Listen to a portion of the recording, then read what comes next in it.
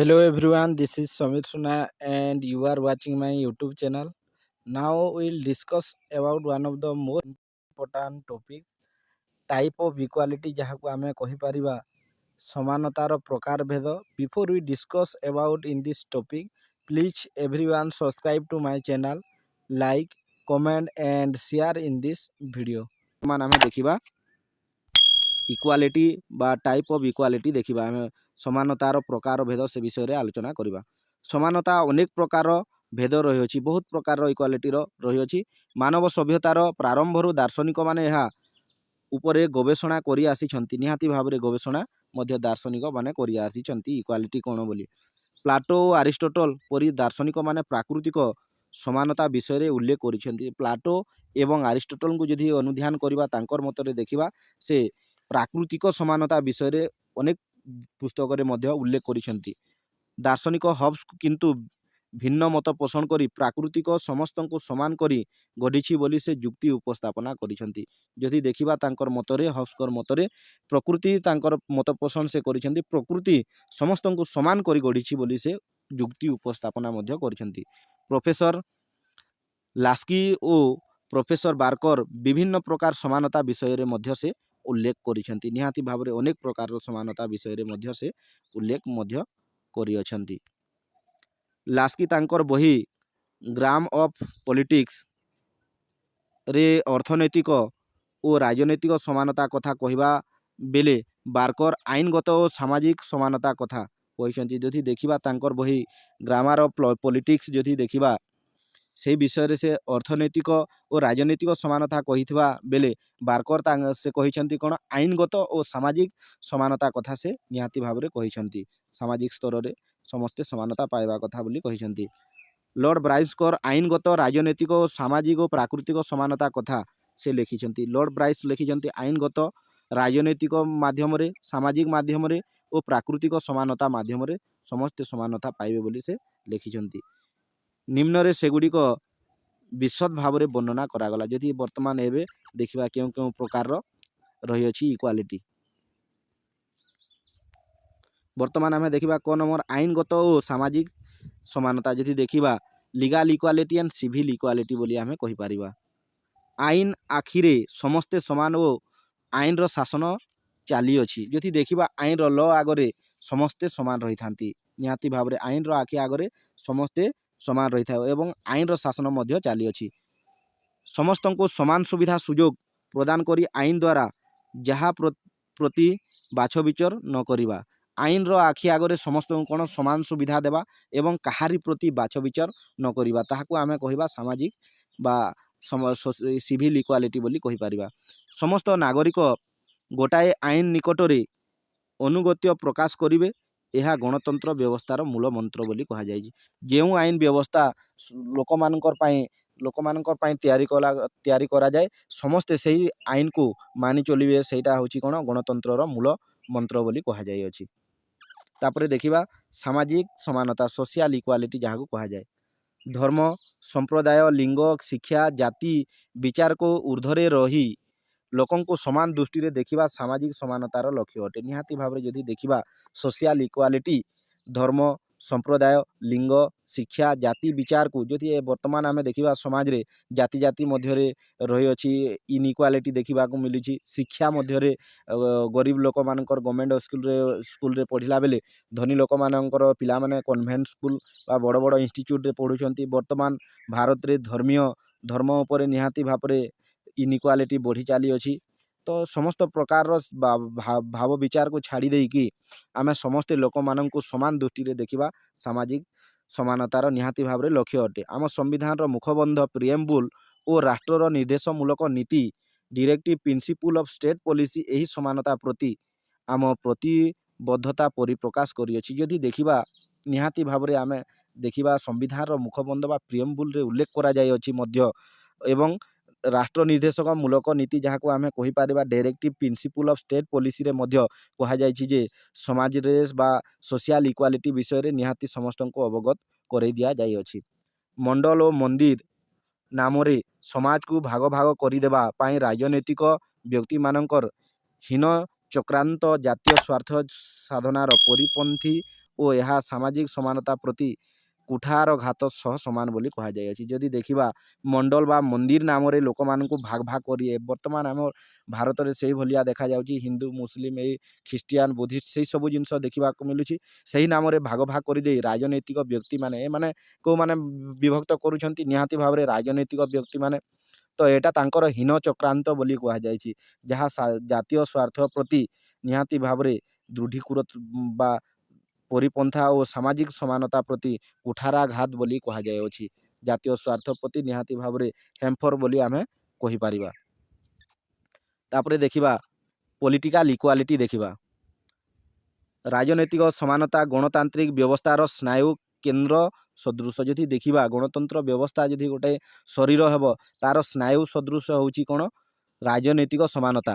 ଗଣତନ୍ତ୍ର ଏହି ସମାନତା ନୀତି ଉପରେ ଆଧାରିତ। ଯଦି ଦେଖିବା ଗଣତନ୍ତ୍ର ରାଜନୈତିକ ସମାନତା ପଲିଟିକାଲ ଇକ୍ୱାଲିଟି ଉପରେ ନିହାତି ଭାବରେ ବିଶ୍ୱାସ କରିଥାଏ। ଭୋଟ ଦାନ, ନିର୍ବାଚନ ଓ ପ୍ରତିନିଧିତ୍ୱ ଆଉ ସରକାର ପଦପଦବୀ ମଣ୍ଡନ କରିବା ଏହି ରାଜନୈତିକ ସମାନତା ପରିସରଭୁକ୍ତ। ଯଦି ଦେଖିବା ରାଜନୈତିକ ସମାନତା ନିହାତି ଭାବରେ ଭୋଟ ଦେବା ଅଧିକାର ସମସ୍ତଙ୍କୁ ଦିଆଯାଇଛି। ନିର୍ବାଚନରେ ପ୍ରତିଦ୍ୱନ୍ଦିତା କରିବା, ସରକାରୀ ପଦପଦବୀ ମଣ୍ଡନ କରିବା, ଏସବୁରେ ଦେଖିବାକୁ ଗଲେ ରାଜନୈତିକ ସମାନତା ଆମେ ପରିସରଭୁକ୍ତ ବା ଉପଭୋଗ ମଧ୍ୟ କରିଥାଉ। ରାସ୍ତାରେ ଚାଲୁଥିବା ସାଧାରଣ ଲୋକଟିଏ ପାଇଁ ରାଷ୍ଟ୍ରର ସର୍ବୋଚ୍ଚ ପଦବୀ ମଣ୍ଡନ କରିବାର ଦ୍ୱାରା ମଧ୍ୟ ଉନ୍ମୁକ୍ତ। ଯଦି ଦେଖିବା ସାଧାରଣ ଲୋକଠାରୁ ଆରମ୍ଭ କରି ଯେଡ଼େ ବଡ଼ ଚାକିରିଆ ଲୋକ ମଧ୍ୟ ହେଇଥାଉ ସମସ୍ତଙ୍କ ପାଇଁ ସମାନ ପଲିଟିକାଲ ରାଜନୈତିକ ଇକ୍ୱାଲିଟି ଆମେ ମେଣ୍ଟେନ୍ କରିଥାଉ। ରାଜନୈତିକ ଦଳ ଗଠନ କରି ଗୋଟାଏ ଦଳ ପାଇଁ ପ୍ରଚାର କରିବାର ଓ ଜନମତ ସେହି ଦଳ ସପକ୍ଷରେ ସୃଷ୍ଟି କରିବା ମଧ୍ୟ ରାଜନୈତିକ ସମାନତାର ଅନ୍ୟ ଏକ ଉଦ୍ଦେଶ୍ୟ। ଯଦି ଦେଖିବା ରାଜନୈତିକ ଇକ୍ୱାଲିଟି ବା ପଲିଟିକାଲ ଇକ୍ୱାଲିଟି କଥା ଆମେ ଯଦି ଆଲୋଚନା କରିବା, ରାଜନୈତିକ ଦଳ ଗଠନ କରିବା ଏବଂ ସେହି ଦଳ ପାଇଁ ପ୍ରଚାର ପ୍ରସାର ମଧ୍ୟ କରିବା ଏବଂ ଜନମତ ସେହି ଦଳ ସପକ୍ଷରେ ସୃଷ୍ଟି କରିବା ମଧ୍ୟ ରାଜନୈତିକ ସମାନତାର ଅନ୍ୟ ଏକ ଉଦ୍ଦେଶ୍ୟ ବୋଲି କୁହାଯାଇଛି, ଯାହାକୁ ଆମେ ମାନେ ପଲିଟିକାଲ ଇକ୍ୱାଲିଟି କହିଥାଉ। ବର୍ତ୍ତମାନ ଦେଖିବା ଆମେ ଇକୋନୋମିକ ଇକ୍ୱାଲିଟି, ଯାହାକୁ ଆମେ ଅର୍ଥନୈତିକ ସମାନତା ବୋଲି କହିଥାଉ। ଏହାର ଅର୍ଥ ହେଲା ଯେ ସମ୍ପଦ ସମସ୍ତେ ସମଭାବରେ ଉପଭୋଗ କରିପାରିବେ। ଯଦି ଦେଖିବା ସମ୍ପଦ ଯାହା ପାଖରେ ଅଛି ବା ଧନ ସମ୍ପତ୍ତି ଯାହା ସମସ୍ତେ ସମାନ ଭାବରେ ଉପଭୋଗ କରିପାରିବେ। କାର୍ଲ ମାର୍କ୍ସଙ୍କ ମତରେ ଅର୍ଥନୈତିକ ସାମ୍ୟ ବିନା ରାଜନୈତିକ ସାମ୍ୟ ଅର୍ଥହୀନ ବୋଲି କୁହାଯାଇଛି। ଯଦି କାର୍ଲ ମାର୍କ୍ସଙ୍କ ମତରେ ଅର୍ଥନୈତିକ ଯଦି ଅର୍ଥ ନାହିଁ ତାହେଲେ ପଲିଟିକାଲ ମଧ୍ୟ ଚାଲିପାରିବ ନାହିଁ। ତେଣୁ ଅର୍ଥନୈତିକ ବିନା ରାଜନୀତିର କୌଣସି ପ୍ରକାର ସ୍ଥିତି ନାହିଁ ବୋଲି କାର୍ଲ ମାର୍କ୍ସ ଦର୍ଶାଇଛନ୍ତି। ଆମର ସାମାଜିକ ଭାବନା ହେଲା ଯଦି ମହୁରିଆକୁ ପଇସା ଦେବା ସେ ହିଁ କେବଳ ସ୍ୱର ପାଇଁ ଫର୍ମସିପ କରିପାରିବେ। ନିହାତି ଭାବରେ ଯଦି ଦେଖିବା ଯଦି ସମାଜରେ ଯଦି ଗୋଟେ ଏକ୍ଜାମ୍ପଲ୍ ଦେବା, ଆମେ ପଇସା ନହେଲେ କୌଣସି ପ୍ରକାରର କିଛି କରିପାରିବା ନାହିଁ। ଯେଣୁ କୌଣସି ବ୍ୟକ୍ତିକୁ କୌଣସି କାର୍ଯ୍ୟରେ ମଧ୍ୟ ଲଗାଇ ପାରିବା ନାହିଁ। ତେଣୁ ଯାହା ଅର୍ଥରେ ଅର୍ଥନୈତିକ ଚାବିକାଠି ତେଣୁ ଯାହା ହାତରେ ଅର୍ଥନୈତିକ ଚାବିକାଠି ରହିଛି ସେ ହିଁ କେବଳ ରାଜନୈତିକ ଚାବିକାଠି ରଖିପାରିବ। ଯଦି ଦେଖିବା ୱିଦାଉଟ୍ ଆମ ପାଖରେ ଯଦି ଦେଖିବା ଇକୋନୋମିକ୍ସ ନାହିଁ ବା ଗଣତନ୍ତ୍ର ବା ଅର୍ଥ ନାହିଁ ତ ଆମେ କୌଣସି ପ୍ରକାରର ରାଜନୈତିକ ଆମେ ଚାବିକାଠି ହାସଲ କରିପାରିବା ନାହିଁ। ଏହାର ଅର୍ଥ ଆୟ କ୍ଷେତ୍ରରେ ସମାନତା ନୁହେଁ, ପରନ୍ତୁ ସରକାରୀ ନିଯୁକ୍ତି କ୍ଷେତ୍ରରେ ସମାନତା ସୁବିଧା ସୁଯୋଗ ପାଇ ଜଣେ ମଧ୍ୟ କିଛି ଆୟ କରିବାର ଅଧିକାର ପାଇଥାଏ। ନିହାତି ଭାବରେ ଏହା ଦେଖିବା ଆମେ ଏହାର ଅର୍ଥ ନୁହେଁ ଯେ କ୍ଷେତ୍ରରେ ସମାନତା ନୁହେଁ, ବୁଝି ହେଲା ତ, ପରନ୍ତୁ ସରକାରୀ ନିଯୁକ୍ତି କ୍ଷେତ୍ରରେ ଯଦି ଦେଖିବା ଗଭର୍ଣ୍ଣମେଣ୍ଟ ସର୍ଭିସ୍ କ୍ଷେତ୍ରରେ ସମାନ ସୁବିଧା ସୁଯୋଗ ପାଇକରି ଜଣେ ମଧ୍ୟ ଠିକ୍ ଆୟ କରିବାର ଅଧିକାର ପାଇଥାଏ। ତାହାକୁ ଆମେ ଅର୍ଥନୈତିକ ଇକ୍ୱାଲିଟି ମଧ୍ୟ କହିପାରିବା। ବର୍ତ୍ତମାନ ଆମେ ଦେଖିବା ନ୍ୟାଚୁରାଲ ଇକ୍ୱାଲିଟି, ଯାହାକୁ ଆମେ ପ୍ରାକୃତିକ ସମାନତା ବୋଲି କହିଥାଉ। ସମସ୍ତ ମନୁଷ୍ୟ ସମାନ ରୂପେ ଜନ୍ମ ଲାଭ କରିଛନ୍ତି ଓ ପ୍ରକୃତି ସମସ୍ତଙ୍କୁ ସମାନ ରୂପେ ଗଢ଼ି ତୋଳିଅଛି। ଏହାକୁ ଆମେ ନିହାତି ଭାବରେ ସତ୍ୟ ବୋଲି ଆମେ ଅନୁଭବ କରିବା ଏବଂ ମନେ ମଧ୍ୟ କରିଥାଉ। ସମସ୍ତ ମନୁଷ୍ୟ ଜନ୍ମ ହେଲା ପରେ ସମସ୍ତେ ପ୍ରାକୃତିକ ସମସ୍ତ ପ୍ରକାର ସମାନ ରୂପେ ଗଢ଼ି ତୋଳିଥାନ୍ତି। ନିହାତି ଭାବରେ ନ୍ୟାଚୁରାଲ ହିସାବରେ ଆମେ ଜନ୍ମଗ୍ରହଣ କରିଥାଉ। ତେଣୁ ମନୁଷ୍ୟକୃତ ବା କୃତ୍ରିମ ଅସମାନତାକୁ ଦୂରକୁ ଆଇନ ଆଖିରେ ସମସ୍ତଙ୍କୁ ସମାନ ସୁବିଧା ସୁଯୋଗ ଦେବା। ନିହାତି ଭାବରେ ପ୍ରାକୃତିକ ଅନୁଯାୟୀ ମନୁଷ୍ୟର ସମସ୍ତ ପ୍ରକାର ସମାନ ସୁବିଧା ଆଖି ଆଗରେ ରଖି ସମସ୍ତଙ୍କୁ ସମାନ ସୁବିଧା ଆଉ ସୁଯୋଗ ଦେବାର ନିହାତି ଦିଆଯାଏ, ଉଲ୍ଲେଖ କରାଯାଇଅଛି। ଏହାର ପ୍ରଧାନ ଲକ୍ଷ୍ୟ ହେଲା ସମସ୍ତ ଲୋକଙ୍କ ତାଙ୍କର ନ୍ୟାୟ ଅଧିକାରକୁ ପ୍ରାପ୍ତ ହେବା ମଧ୍ୟ ଏହାର ଅନ୍ୟ ଏକ ଲକ୍ଷ୍ୟ। ତାଙ୍କର ନ୍ୟାୟ ଏବଂ ସମସ୍ତ ପ୍ରକାରର ତାଙ୍କର ଲକ୍ଷ୍ୟ ପ୍ରାପ୍ତ ହେବା ତାଙ୍କର ନିହାତି ଭାବରେ ପ୍ରାକୃତିକ ସମାନତା ବୋଲିକିରି ଉଲ୍ଲେଖ କରାଯାଇଅଛି। ବର୍ତ୍ତମାନ ଆମେ ଦେଖିବା ଜାତୀୟ ସମାନତାର ଅର୍ଥ।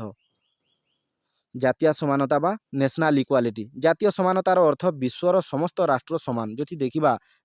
ଯଦି ଆମେ ନ୍ୟାସନାଲ୍ ଇକ୍ୱାଲିଟି କଥା କହିଥାଉ, ରାଷ୍ଟ୍ରରେ ବା ବିଶ୍ୱରେ ଯେତେ ବି ରାଷ୍ଟ୍ର ଅଛନ୍ତି ସମସ୍ତେ ସମାନ ବୋଲି ଆମେ ମନେ କରିଥାଉ।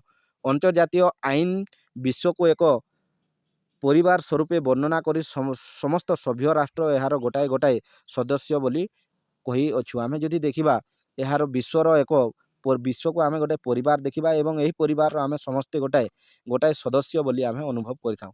ସମସ୍ତ ସଭ୍ୟ ରାଷ୍ଟ୍ର ସାର୍ବଭୌମ ରାଷ୍ଟ୍ର ହୋଇଥିବାରୁ ଆଇନ ଆଖିରେ ସମସ୍ତେ ସମାନ ବୋଲି ବିବେଚନା କରାଯାଇଅଛି। ରାଷ୍ଟ୍ରରେ ବା ପୃଥିବୀରେ ସମସ୍ତେ କ'ଣ ଆଇନ ଆଗରେ ସମାନ ବୋଲିକିରି ନିହାତି ଭାବରେ ଆଇନ ଆଗରେ ବା ଆଇନ ଆଖିରେ ସମସ୍ତେ ସମାନ ବୋଲିକିରି ଆମେ ମନେ କରିଥାଉ।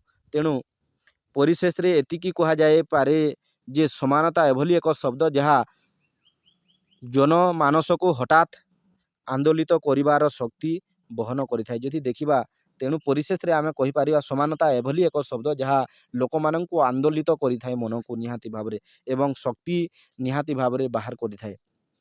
ବିପ୍ଳବୀମାନେ ଏହି ଶବ୍ଦକୁ ବ୍ୟାପକ ଭାବରେ ବ୍ୟବହାର କରି ଜନାର୍ଦ୍ଦନଙ୍କୁ ତ୍ରାଣକର୍ତ୍ତା ରୂପେ ପ୍ରତିଷ୍ଠାତା ଲାଭ କରିଛନ୍ତି। ନିହାତି ଭାବରେ ଲୋକମାନଙ୍କୁ ଏହି ଶବ୍ଦ ଦ୍ୱାରା ଲୋକମାନଙ୍କର ହୃଦୟକୁ ପହଞ୍ଚି ପାରି ଜନାର୍ଦ୍ଦନ ତ୍ରାଣକର୍ତ୍ତା ବୋଲି ପ୍ରତିଷ୍ଠିତ ମଧ୍ୟ ଲୋକମାନେ କରିଛନ୍ତି।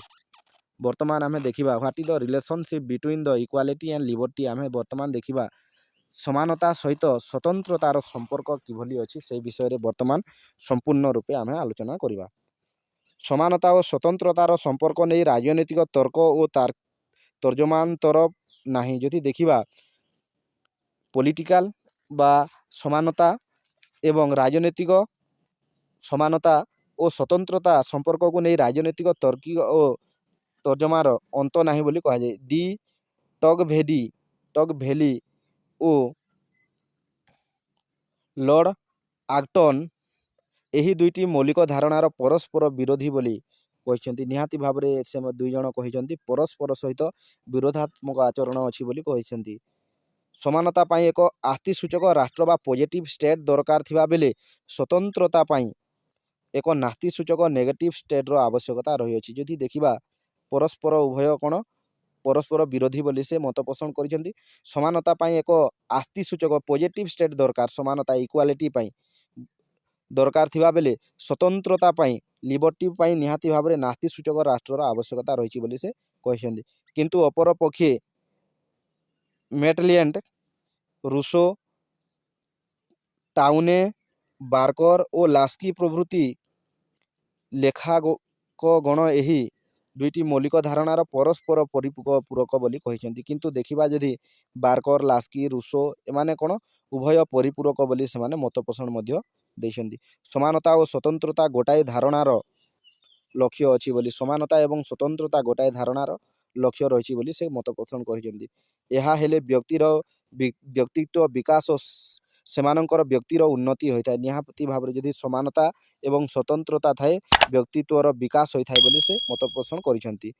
ତେଣୁ ଏହି ଦୁଇଟି ମୌଳିକ ଧାରଣା ପରସ୍ପର କାର୍ଯ୍ୟଶୈଳୀକୁ ପ୍ରଭାବିତ କରି ସେମାନଙ୍କର ମଧ୍ୟରେ ସୁସମ୍ପର୍କ ଲୋକଲୋଚନକୁ ଆଣିଥାନ୍ତି। ଯଦି ଦେଖିବା ସମାନତା ଏବଂ ସ୍ୱତନ୍ତ୍ରତା ପରସ୍ପର ଉଭୟ ପରିପୂରକ ଏବଂ ସୁସମ୍ପର୍କ ଲୋକମାନେ ତାକୁ ଅନୁଭୂତି ମଧ୍ୟ କରିଥାନ୍ତି ବୋଲି କୁହାଯାଏ। ସ୍ୱତନ୍ତ୍ରତା ଅବସ୍ଥିତି ସମାନତା ମଧ୍ୟରେ ସମାନତା ବିନା ସ୍ୱତନ୍ତ୍ରତାର ବା ସ୍ୱାଧୀନତାର ଅଧପତନ ଘଟିଥାଏ ଓ ସ୍ୱାଧୀନତା ବିନା ସମାନତା ଏକ ରୂପତ୍ୱ ଲାଭ କରିଥାଏ। ଯଦି ଦେଖିବା ଆମେ ସ୍ୱତନ୍ତ୍ରତାର ଅବସ୍ଥିତ ସମାନତା ମଧ୍ୟରେ ନିହାତି ଭାବରେ ଯଦି ଲିବର୍ଟି ଦେଖିବା ଇକ୍ୱାଲିଟି ଭିତରେ ରହିଥାଏ। ସମାନତା ବିନା ସ୍ୱାଧୀନତା ନାହିଁ, ତାର ଅଧପତନ ଘଟିଥାଏ ଓ ସ୍ୱାଧୀନତା ବିନା ସମାନତାକୁ ଏକ ରୂପତ୍ୱ ଲାଭ ବା କିଛି କ୍ଷଣ ପାଇଁ ବୋଲି ଆମେ କହିପାରିବା। ସ୍ୱତନ୍ତ୍ରତା ସଦାବେଳେ ସମାନତା ଠାରୁ ଉତ୍କୃଷ୍ଟରେ, କାରଣ ସମାନତା ସ୍ୱତନ୍ତ୍ରତା ନିକଟରେ କାର୍ଯ୍ୟ କରିଥାଏ। ଯଦି ଦେଖିବା ସମାନତା ସମସ୍ତଙ୍କ ଠାରେ ଉତ୍କୃଷ୍ଟ ବା ସବୁଠାରେ ଉଚ୍ଚରେ ରହିଥାଏ ବୋଲି କହିବା, ଆଉ ସ୍ୱତନ୍ତ୍ରତା ନିକଟରେ ମଧ୍ୟ ରହିଥାଏ।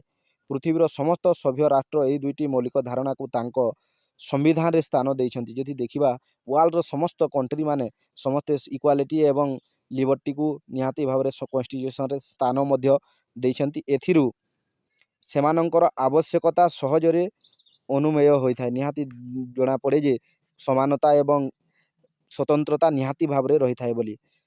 स्वतंत्रता बिना समानता अवस्तव और समानता बिना स्वतंत्रता मध्य अर्थहीन। जदि देखा इक्वालिटी बिना लिबर्टी अर्थहीन बोली कह जाए, लिबर्टी बिना इक्वालिटी अर्थहीन। तेणु दुई जन जदि देखा गोटाए कॉइन दुईटी पार्श्व बोली आम कहीपर।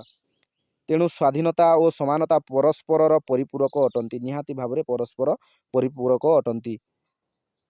आर्नोल्ड टोयनब कर मतरे जदि देखा समानता हासिल दिगरे अनुसृत विरोध व्यवस्था केबे हेले स्वतंत्रतार परिपंथी नुहे, परंतु मौलिक आवश्यकता बोली से मत पोषण निहाती भाव दरकार बोली से मत पोषण करिसेंती। जो समाज रे सामाजिक वैषम्य विद्यमान सेठारे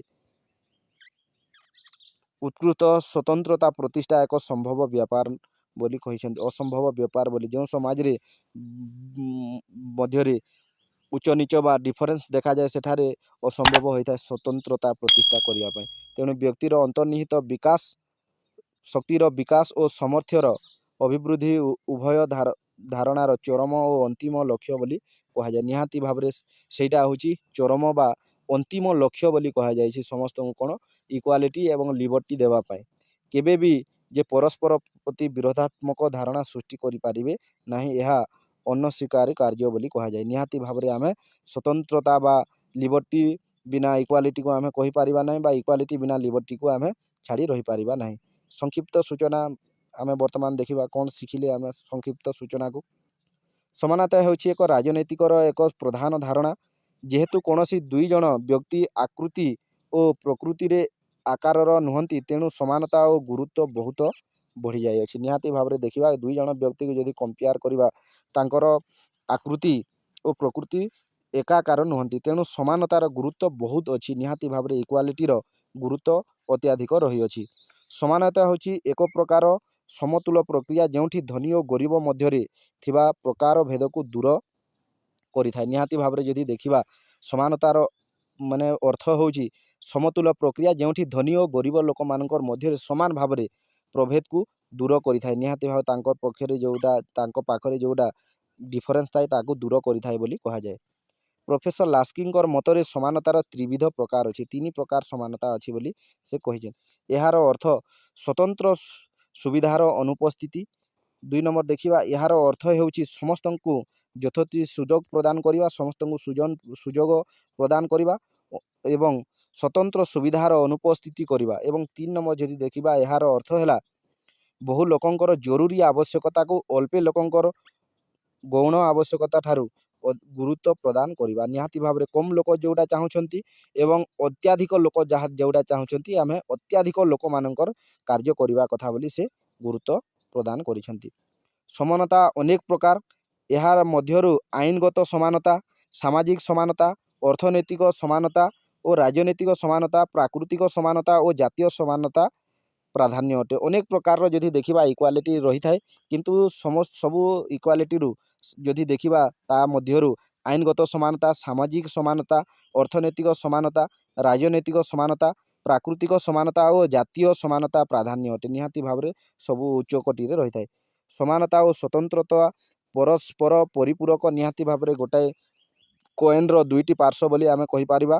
समानता व्यतिरेक और स्वाधीनता संकीर्ण और स्वाधीनता बिना समानता विरक्तिकर। निहाती भाव जदि देखा स्वाधीनता जो न थाए से समानता न थाए एवं समानता जो न थाए स्वतंत्रता न थाए। तेणु यही दुईटी मौलिक धारणा को विश्वर समस्त राष्ट्र सभ्य राष्ट्र ग्रहण करी यार उपदेय बा प्रतिपादित करिसेंती। जदि देखा यही दुईटी मौलिक धारणा को इक्वालिटी एवं लिबर्टी को समस्त विश्वर समस्त राष्ट्र यहाँ को ग्रहण करिसेंती एवं तांकर संविधान रे मध्य यहाँ को उल्लेख करी आज पर्यंत जातीय स्तर रे बा राष्ट्र रे बा विश्व रे समस्ते समानता बा इक्वालिटी को निहाती भाव ग्रहण करिसेंती एवं इक्वालिटी को ग्रहण करने सहित लिबर्टी को मध्य ग्रहण करिसेंती।